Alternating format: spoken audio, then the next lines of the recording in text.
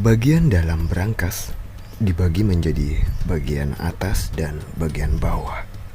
Ada sesuatu seperti tas jinjing di bagian bawah dan selembar kertas di bagian atas. Sepertinya tidak ada sesuatu yang istimewa di dalam berangkas. Apakah USB ada di dalam tas ini? Jun Yeun yang hendak membuka tas, tapi tiba-tiba dia penasaran dengan apa isi dari selembar kertas itu. Jadi dia mengambilnya. Pada saat itu, tiba-tiba Nano berbicara. Printer penerima nirkabel dan insinerator terdeteksi di bagian atas berangkas. Apa itu insinerator?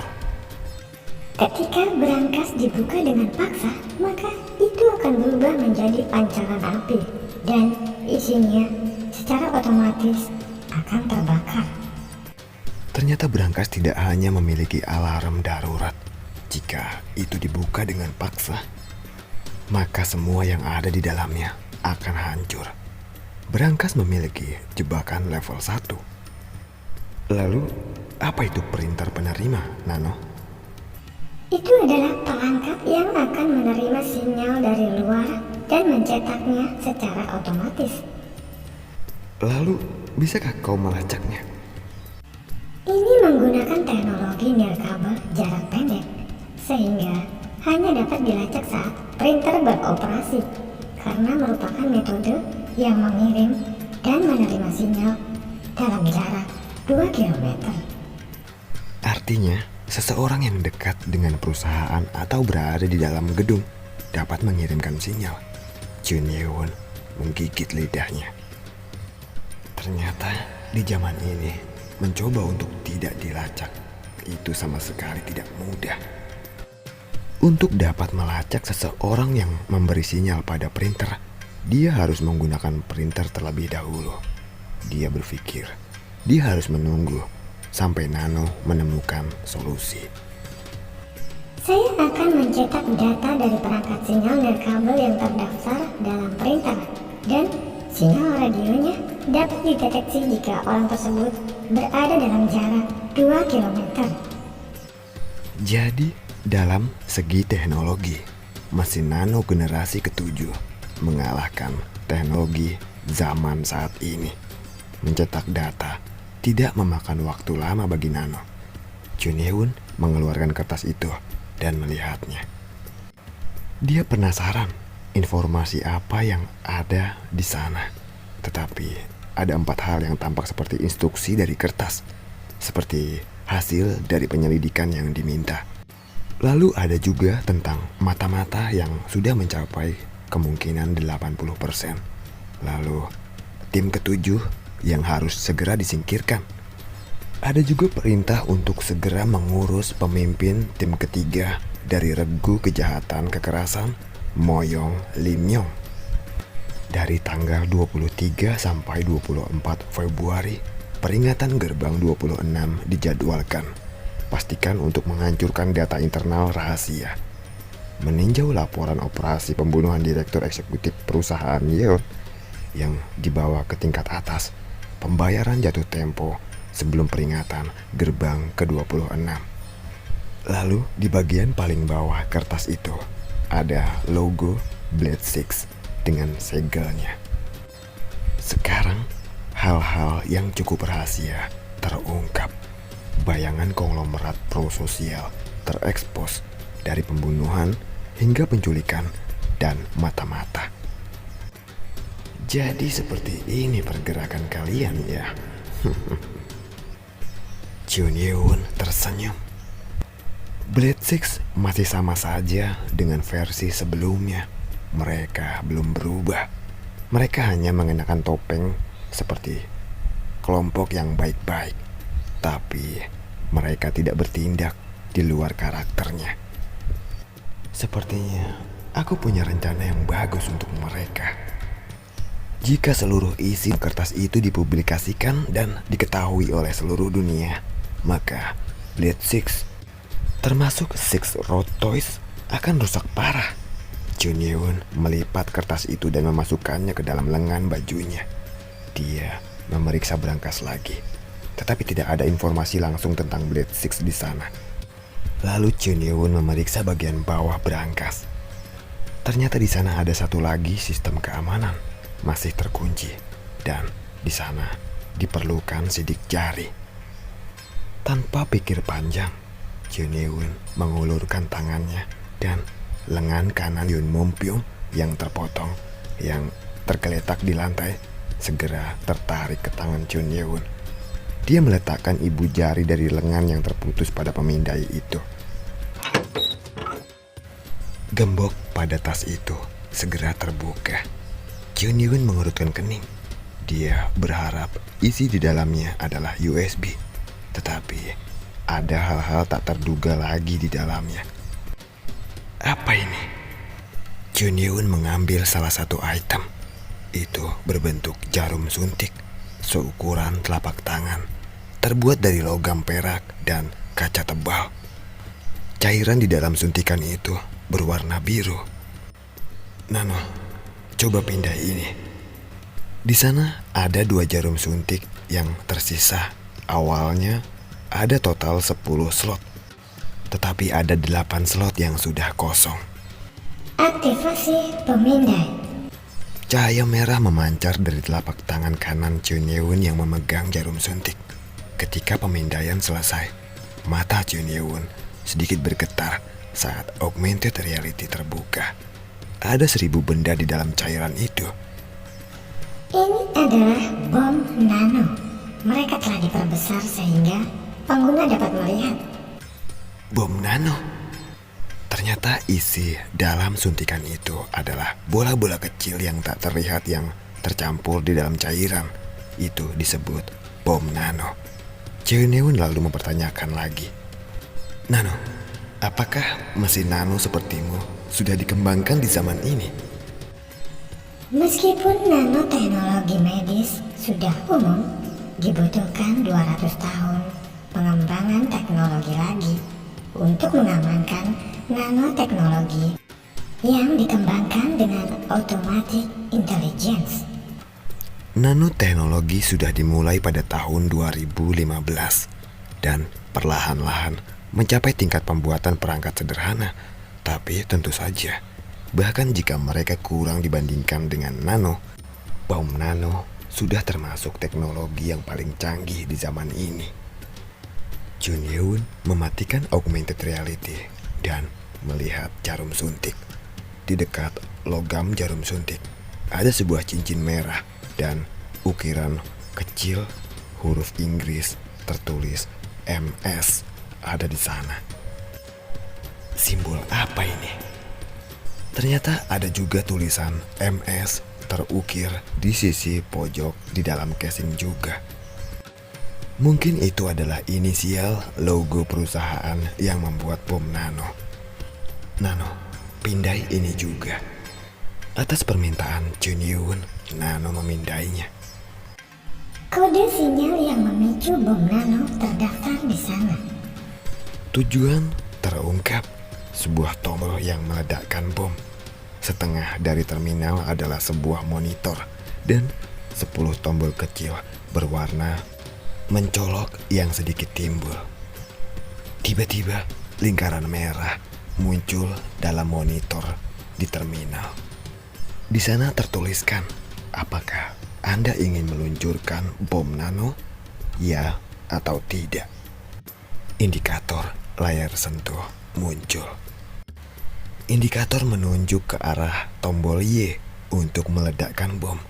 Chun Yewon melihat jarum suntik yang dipegangnya dan yang lainnya di dalam kotak. Ternyata bagian logam pada jarum suntik memiliki warna yang berbeda. Terminal bisa meledakkan bom nano di 10 jarum suntik. Chun Yewon memahami maksudnya.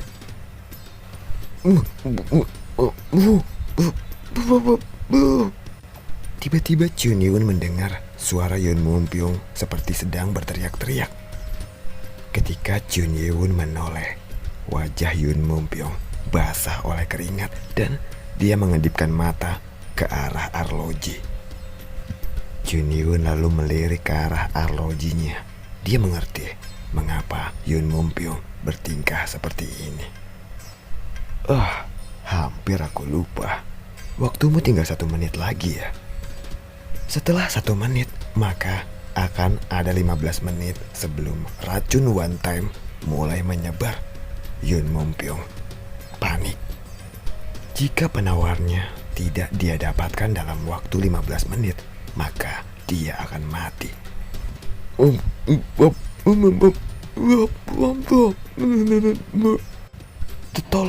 Tolong selamatkan aku. Aku tidak ingin mati. Ratapan dari tatapan matanya seakan menyampaikan apa yang ingin dia coba katakan.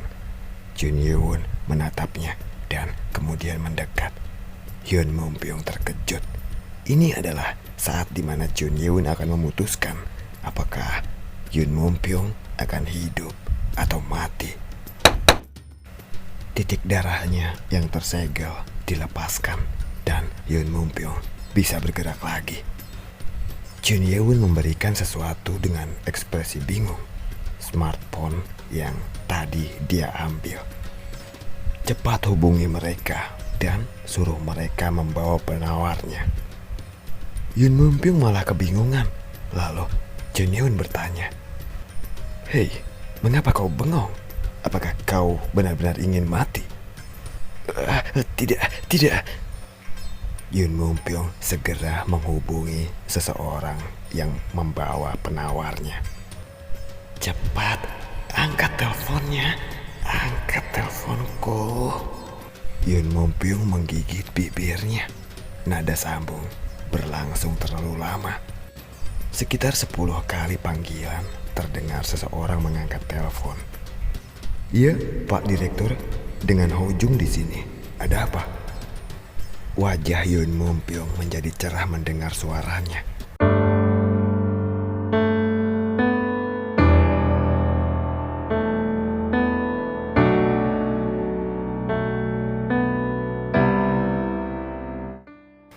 Di sebuah toko serba ada sekitar 800 meter dari gedung Six Road Toys. Di depan meja kasir, ada seseorang meletakkan sekeranjang minuman, permen, dan make-up. Karyawan wanita itu mulai memindai barang-barang yang ada di depannya. Sepertinya itu akan memakan waktu lama karena hanya ada satu karyawan di sana. "Tolong lakukanlah dengan cepat." Karyawan wanita itu hanya mendengus. Orang yang berteriak-teriak itu adalah seorang pria tampan berusia awal 30-an dengan rambut pendek sih dan bintik di bawah mata kanannya. Tampan atau tidak, karyawan itu berbicara dengan suara tidak enak. "Hei, Tuan, tolong dengarkan ya. Karena setiap produk berbeda-beda, maka butuh waktu untuk memindai barcode-nya. Tapi tolonglah lakukan dengan cepat.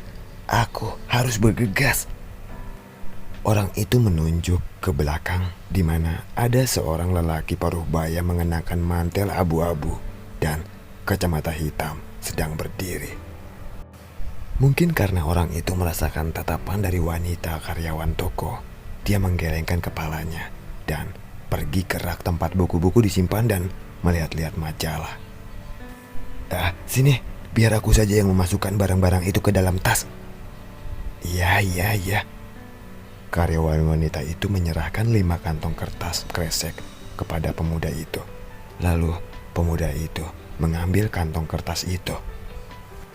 Dia memasukkan barang-barang belanjaannya saat wanita itu memindai barang-barangnya.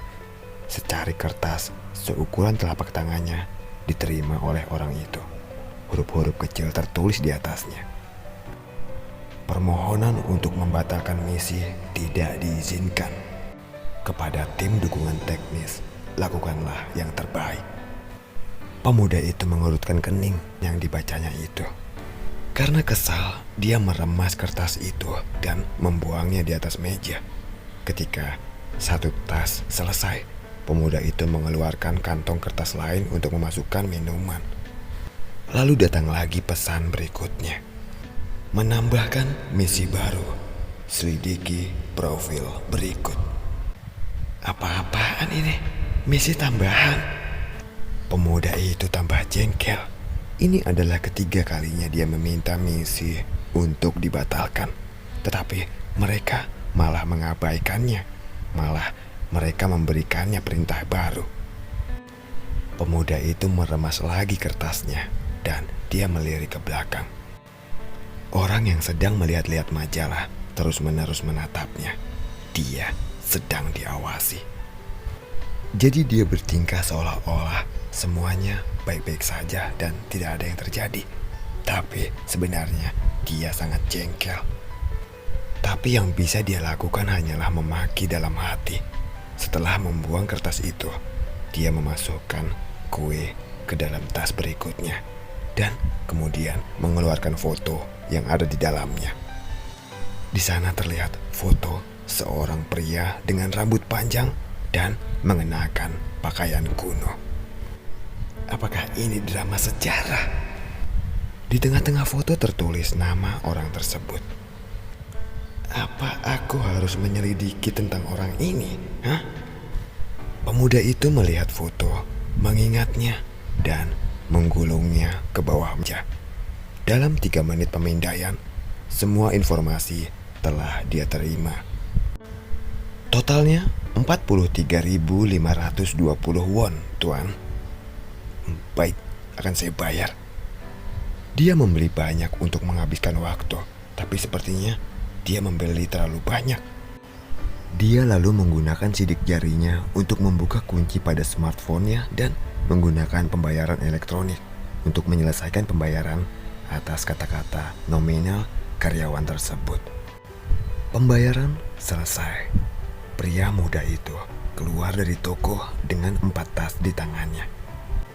Setelah itu, pria berpenampilan kasar yang melihat-lihat majalah keluar juga dan memasukkan tangannya ke salah satu tas dan mengeluarkan minuman.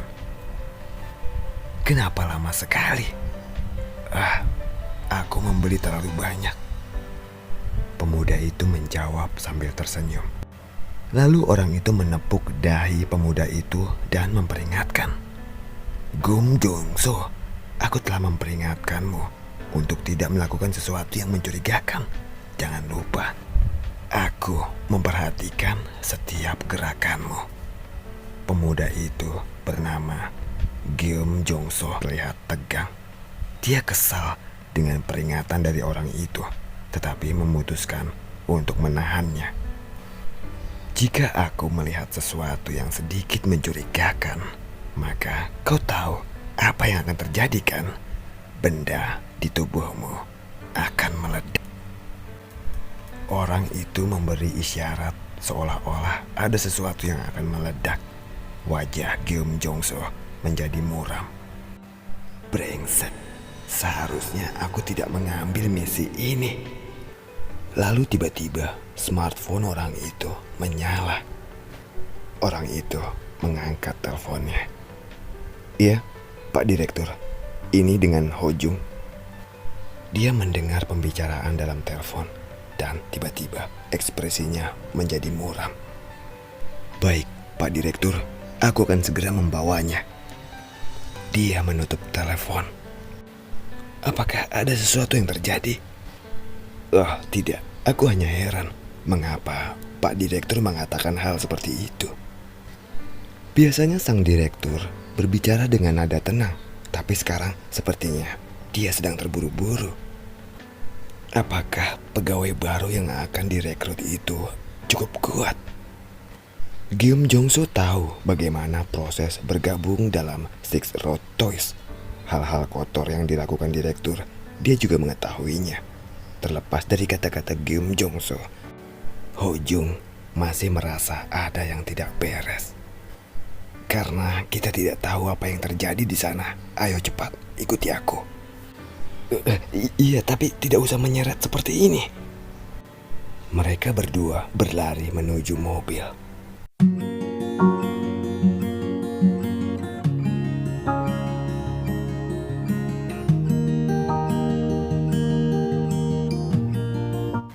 Pada waktu yang bersamaan, di sebuah ruangan di lantai 36 gedung Six Road Toys. Benar, cepat, segera ke sini. Setelah memanggil orang yang membawa penawarnya, direktur menghela nafas. Jika sedikit saja itu terlewat, hidupnya akan dalam bahaya, atau dia mungkin akan kehilangan energi internalnya.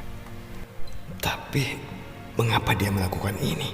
Sebenarnya apa yang dia rencanakan? Direktur bingung. Apa yang Jun Ye-won rencanakan? Mengapa dia memutuskan untuk membiarkannya mengambil penawarnya tanpa ada negosiasi? Jun Ye-won pasti menginginkan sesuatu.